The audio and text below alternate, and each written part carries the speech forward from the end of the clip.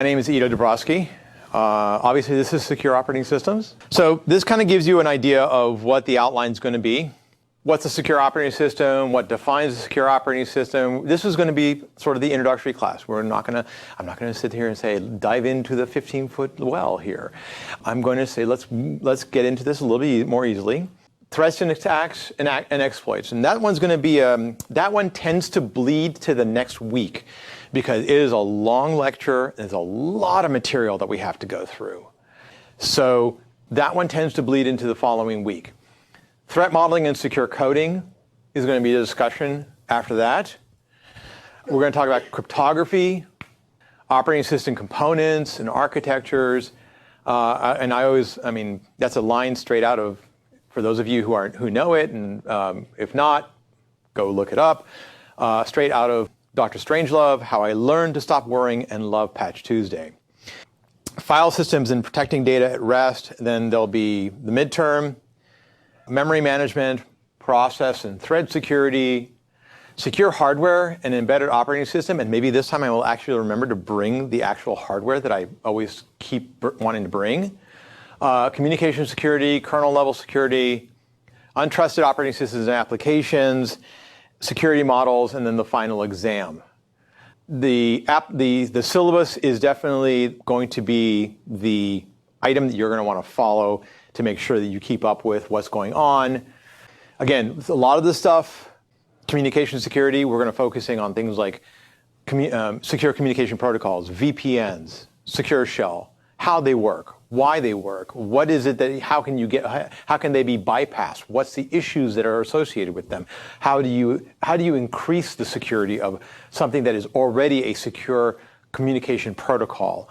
Kernel level security. The kernel is the heart of the operating system. If you can subvert and get to the kernel or get the kernel to do something, you've pretty much won the game. Kernel runs at ring 0. All right, which means it has absolute control and access to everything. How do you defend against something like that?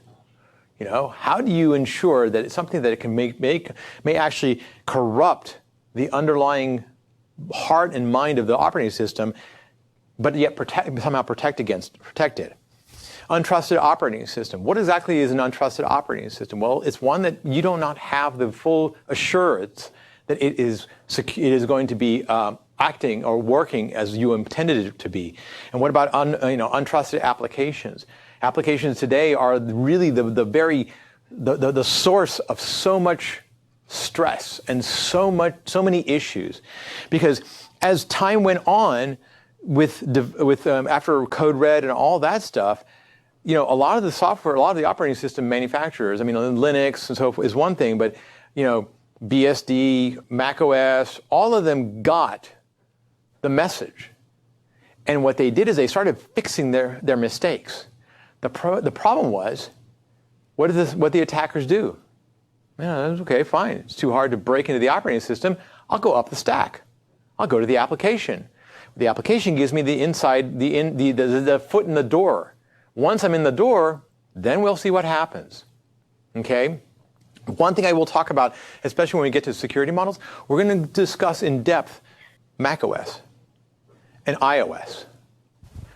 I will tell you that I honestly, I used to, Mac, come on. It's my kids use Mac, they use it for high school, whatever. It's not a real operating system. Actually, it really is. And actually, Apple took it much more seriously, and especially when it came to iOS. iOS has some really innovative stuff they built into it. Okay?